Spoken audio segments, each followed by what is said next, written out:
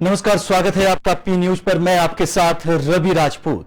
वहीं एससीओ परिषद के राष्ट्रीय अध्यक्षों का 22वां शिखर सम्मेलन 4 जुलाई 2023 को वर्चुअली आयोजित किया जा रहा है। इसकी अध्यक्षता प्रधानमंत्री नरेंद्र मोदी करेंगे। इस समिट में सभी एससीओ सदस्य शामिल होंगे। चीन, पाकिस्तान ने अपने अपने देशों में प्रेस वार्ता कर यह घोषित कर दिया है कि वह इस सम्मेलन में वर्चुअली शामिल होंगे। शुक्रवार को बीजिंग में एक आधिकारिक घोषणा में कहा गया कि चीनी राष्ट्रपति शी जिनपिंग अगले सप्ताह भारत की मेजबानी में शंघाई सहयोग संगठन यानी कि एससीओ के आभासी शिखर सम्मेलन में भाग लेंगे। वहीं पाकिस्तान के प्रधानमंत्री शहबाज शरीफ भी इस बैठक में वर्चुअली शामिल होंगे। शिखर सम्मेलन में चीन, रूस, कजाकिस्तान और किर्गिस्तान, पाकिस्तान, ताजिकिस्तान और उज्बेकिस्तान को आमंत्रित किया गया है। इसके अलावा ईरान, बेलारूस और मंगोलिया को ऑब्जर्वर स्टेट के रूप में आमंत्रित किया गया है। वहीं एससीओ की परंपरा के अनुसार तुर्कमेनिस्तान को भी अतिथि के रूप में आमंत्रित किया गया है। वहीं एससीओ बॉडी के 2 प्रमुख सचिवालय और एससीओ आरएटीएस भी उपस्थित रहेंगे। इसके अलावा 6 अंतरराष्ट्रीय और क्षेत्रीय संगठनों के प्रमुखों को भी आमंत्रित किया गया है। इनमें संयुक्त राष्ट्र, आसियान और सीआईएस, सीएसटीओ, ईएईयू और सीआईसीए का नाम भी शामिल है।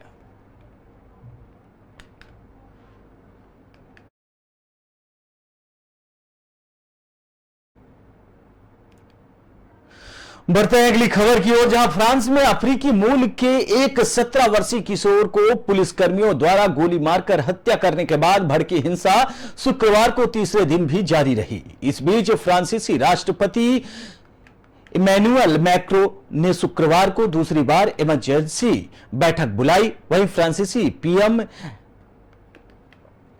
एलिजाबेथ बोर्न ने कहा कि सरकार व्यवस्था बहाल करने के लिए सभी विकल्पों पर विचार कर रही है, जिसमें आपातकाल की घोषणा करना भी शामिल है। एक महत्वपूर्ण घटनाक्रम में मार्सेille शहर की सबसे बड़ी लाइब्रेरी में दंगाइयों ने ताबड़तोड़ फायरिंग की और वहां पर तोड़फोड़ भी की और आगजनी भी की। प्रदर्शनकारियों ने फ्रांस की सड़कों पर रात भर उत्पात मचाया और 13 बसें फूंक डाली।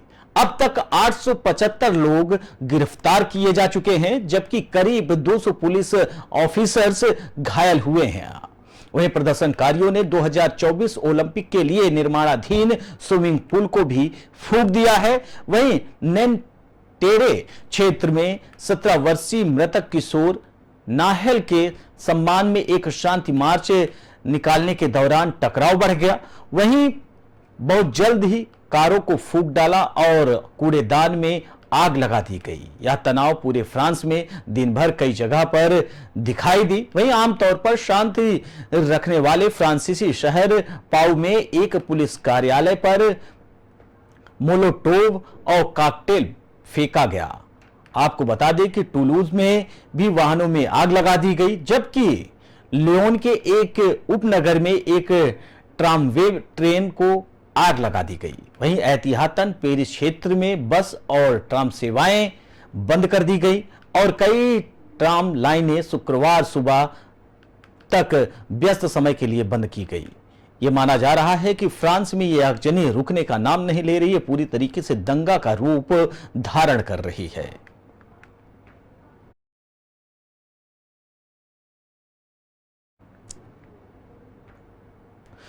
बढ़ते हैं अगली खबर की ओर, जहां प्रधानमंत्री नरेंद्र मोदी 1 जुलाई को मध्य प्रदेश के दौरे पर आ रहे हैं। शहडोल के लालपुर में मुख्य कार्यालय और कार्यक्रम को संबोधित करेंगे। आपको बता दें, कार्यक्रम में पहुंचने के बाद पकरिया गांव में पहले ही एक तरह ही पूरा कार्यक्रम को शेड्यूल रखा गया है। वहीं पकरिया गांव में प्रधानमंत्री नरेंद्र मोदी जनजातीय समाज के प्रमुख लोगों से चर्चा करेंगे, संभाग के फुटबॉल के खिलाड़ियों से बात करेंगे, पेशा एक्ट समिति के लोगों से चर्चा करेंगे। इसके अलावा लखपति वाहनों से भी बात करेंगे। फिर इसके बाद वह पारंपरिक भोज भी रखा गया है। सुरक्षा की बात करें तो एसपीजी की पूरी टीम तैनात रहेगी। इसके अलावा जिले के एसपी ने भी अपने हिसाब से सुरक्षा के पूर्ण इंतजाम किए हैं।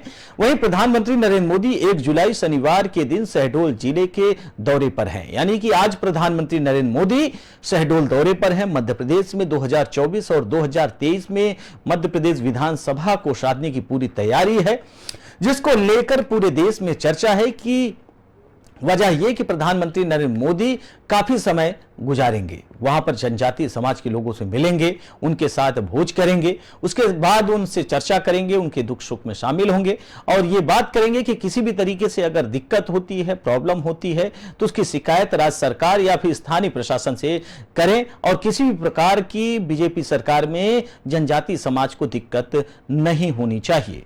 वहीं प्रधानमंत्री नरेंद्र मोदी आपको बताते चले कि दोपहर 2:15 पर जबलपुर एयरपोर्ट आएंगे और फिर 2:20 पर जबलपुर एयरपोर्ट से शहडोल जिले के लालपुर हेलीपैड के लिए प्रस्थान करेंगे। वहीं 3:15 पर शहडोल जिले के लालपुर हेलीपैड पहुंचेंगे और 3:20 पर लालपुर हेलीपैड से सभा स्थल के लिए प्रस्थान करेंगे।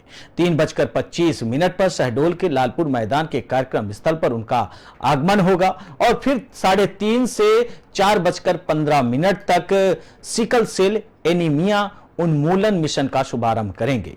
फिर उसके बाद 4:50 पर लालपुर कार्यक्रम स्थल में पकरिया गांव के लिए रवाना होंगे, जो कि लालपुर मैदान से करीब 6 किलोमीटर दूर है।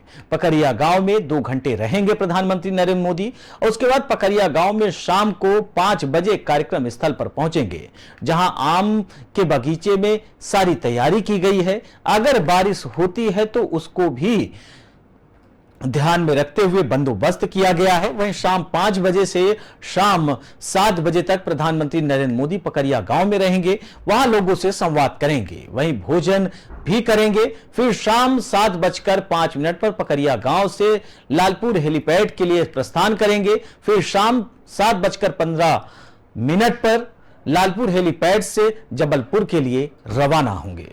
उसके बाद प्रधानमंत्री नरेंद्र मोदी सीधे दिल्ली पहुंचेंगे। यह तो प्रधानमंत्री नरेंद्र मोदी का आज शेड्यूल है। प्रधानमंत्री नरेंद्र मोदी आज मध्य प्रदेश के पकरिया गांव पहुंचेंगे, जहां पर लोगों के साथ वो भोजन भी करेंगे। वहीं कई दिन पहले, यानी कि चंद दिन पहले प्रधानमंत्री नरेंद्र मोदी भोपाल पहुंचे थे, जहां भोपाल में उन्होंने जनसभा को संबोधित करते हुए यूसीसी का जिक्र किया था और तमाम चीजों को लेकर बात कही थी। उसे लेकर राजनीतिक गलियारों में पूरी तरीके से हलचल भी है। लेकिन आज प्रधानमंत्री नरेंद्र मोदी का यह दौरा, शहडोल का दौरा, कई मायनों में अहम है। एक तो मध्य प्रदेश में विधानसभा का चुनाव इसी साल के लास्ट महीनों में है और उसके बाद 2024 लोकसभा का चुनाव। प्रधानमंत्री नरेंद्र मोदी इस दौरे को लेकर दोनों ही चुनाव को साधने की कोशिश करेंगे, प्रदेश की जनता को हर हाल में संतुष्ट करने की बात कहेंगे।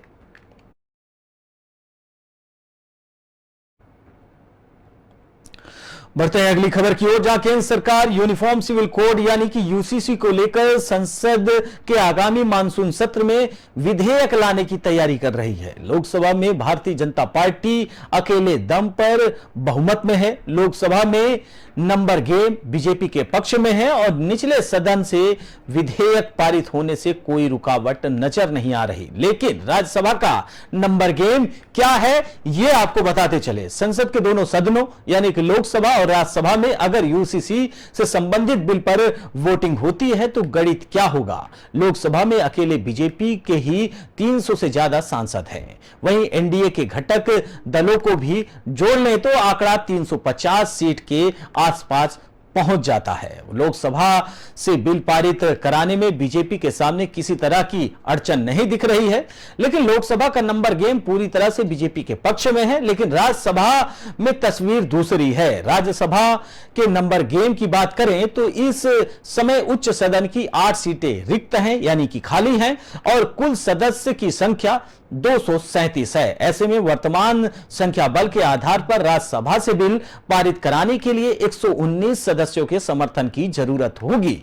बीजेपी सांसद हरद्वार दुबे का हाल ही में निधन हो गया था, जिसके बाद पार्टी के पास राज्यसभा में 91 सांसद बचे हैं। बीजेपी के संगठन सहयोगियों की सीटें भी मिला लें तो संख्या बल 108 तक पहुंच सकता है। ऐसे में उच्च सदन से बिल पारित कराने के लिए बीजेपी को 11 और सांसदों के समर्थन की जरूरत होगी। आम आदमी पार्टी के राज्यसभा में 10 सांसद हैं और पार्टी ने यूसीसी का समर्थन करने का ऐलान भी कर दिया है। शिवसेना यूबीटी भी यूसीसी के मुद्दे पर सरकार के समर्थन में है। शिवसेना, यूबीटी और आम आदमी पार्टी दोनों अगर यूसीसी के पक्ष में मतदान करते हैं तो बीजेपी की राह आसान हो जाएगी। यानी कि पूरी तरीके से लोकसभा में भारतीय जनता पार्टी के पास लगभग एनडीए के घटकों को मिलाकर 350 सांसद होते हैं, लेकिन राज्यसभा में बीजेपी के पास 98 सांसद हैं। वहीं आम आदमी पार्टी ने यह पहले ही ऐलान कर दिया है कि यूसीसी के मुद्दे पर वो सरकार यानी भारतीय जनता पार्टी का समर्थन करेगी और उसके अलावा शिवसेना, यूबीटी भी भारतीय जनता पार्टी की समर्थन करने का ऐलान किया है। तो इसका मतलब है कि राज्यसभा में भी कोई बड़ी अड़चन सामने नहीं आ सकती है। फिलहाल अब यह माना जा रहा है कि शीतकालीन सत्र में भारतीय जनता पार्टी यूसीसी यानी कि पूरी तरीके से विधेयक ला सकती है।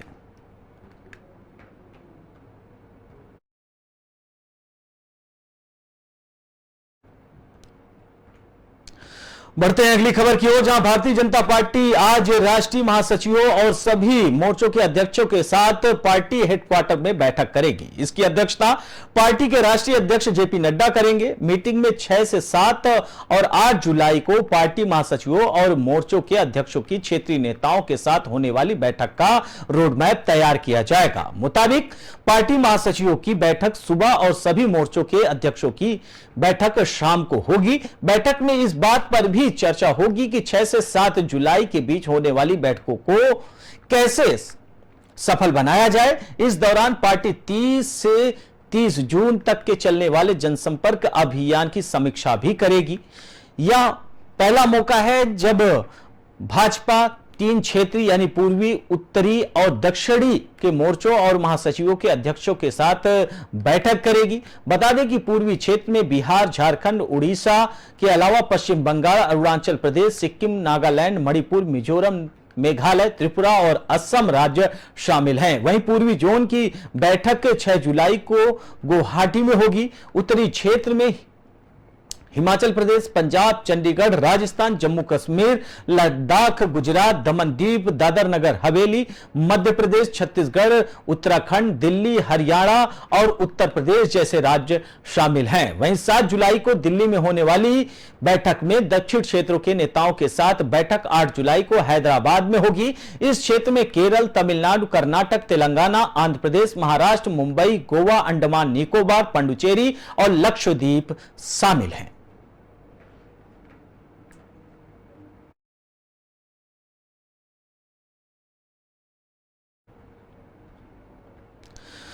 बढ़ते हैं अगली खबर की ओर, जहां महाराष्ट्र के बुल्ढाणा में एक भीषण सड़क हादसा हो गया।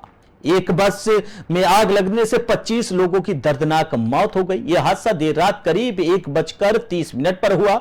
जानकारी के मुताबिक बस एक शादी के लिए जा रही थी। बस में लगभग 33 लोग सवार थे। बारिश के कारण बस स्लिप कर गई और इसका डीजल टैंक फट गया और इसके कारण बस में आग लग गई।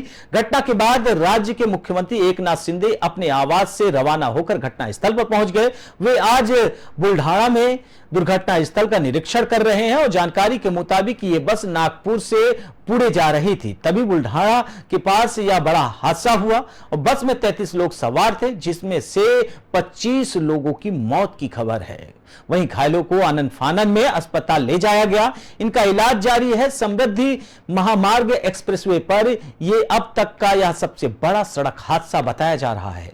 हादसे में शव इतनी बुरी तरह से जल गए कि उनकी पहचान करना भी मुश्किल हो रहा है। फिलहाल महाराष्ट्र के मुख्यमंत्री एकनाथ शिंदे और डिप्टी सीएम देवेंद्र फडणवीस दोनों ही बड़े नेता घटनास्थल पर पहुंच गए हैं। बताया जा रहा है कि देर रात जिस समय से यह हादसा हुआ उस वक्त बस में सवार सभी लोग सो रहे थे। नींद में होने के कारण वे घटना के वक्त बस से बाहर नहीं निकल पाए और आग में झुलस गए।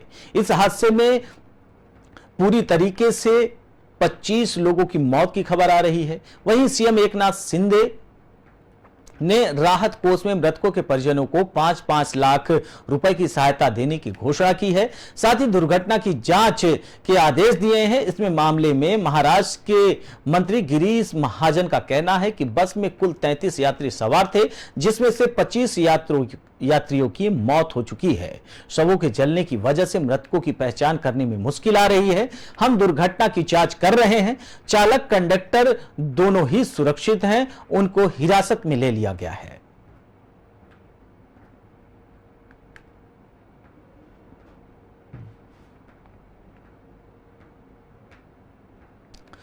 बढ़ते हैं अगली खबर की ओर, जहां जुलाई महीने की आज से शुरुआत हो चुकी है और पूरे देश में मानसून पहुंच चुका है। ऐसे में कहीं हल्की बारिश तो कहीं झमाझम बारिश का सिलसिला जारी है। वहीं कई राज्य ऐसे भी हैं जो बाढ़ जैसी स्थिति में जूझ रहे हैं। मौसम विभाग के मुताबिक जुलाई के महीने में पूरे देश भर में सामान्य से कुछ अधिक बारिश हो सकती है। आइए जानते हैं कि जुलाई के पहले दिन कैसा रहेगा मौसम, यानी कि आज के मौसम में क्या कुछ खास रहने वाला है। राजधानी दिल्ली में आज आमतौर पर आसमान में बादल छाए रहेंगे और हल्की बारिश हो सकती है। वहीं तापमान की बात करें तो आज यानी कि 1 जुलाई को न्यूनतम तापमान 25 डिग्री सेल्सियस से गिरकर 22 डिग्री सेल्सियस तक पहुंच सकता है और अधिकतम तापमान 1 पॉइंट कम होकर यानी कि 34 डिग्री सेल्सियस हो सकता है। बता दें कि 4 जुलाई तक दिल्ली में हल्की बारिश के आसार बने हुए हैं। हालांकि तापमान में हल्के हल्के बढ़त दर्ज की जा सकती है। दिल्ली से सटे उत्तर प्रदेश की राजधानी यानी कि लखनऊ में की अगर हम बात करें तो शनिवार तेज बारिश की संभावना है और मौसम विभाग के मुताबिक यानी कि आईएमडी ने लखनऊ में आज आमतौर पर आसमान में बादल छाए रहेंगे और भारी बारिश की संभावना भी जताई है। वहीं न्यूनतम तापमान 23 डिग्री और अधिकतम तापमान 30 डिग्री सेल्सियस दर्ज हो चुका है। वही आईएमडी के मुताबिक एक हफ्ते तक लखनऊ में बारिश का सिलसिला जारी रहेगा। गुजरात में मानसून की दस्तक के साथ बारिश का कहर शुरू हो गया है। गुजरात के कई इलाकों में भारी बारिश देखी गई है। इससे बाढ़ जैसी स्थिति उत्पन्न होने की भी संभावना जताई जा रही है।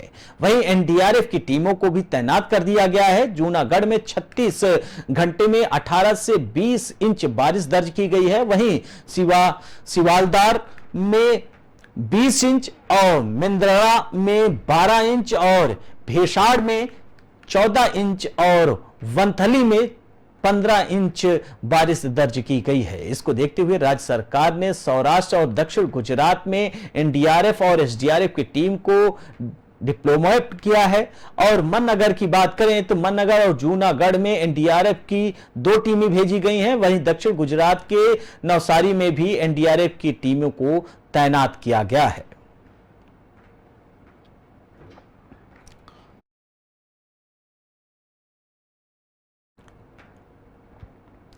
फिलहाल इस बुलेटिन में हमारे साथ इतना ही। बाकी देश दुनिया की तमाम बड़ी खबरों से जुड़ने के लिए देखते रहिए पी न्यूज़। नमस्कार।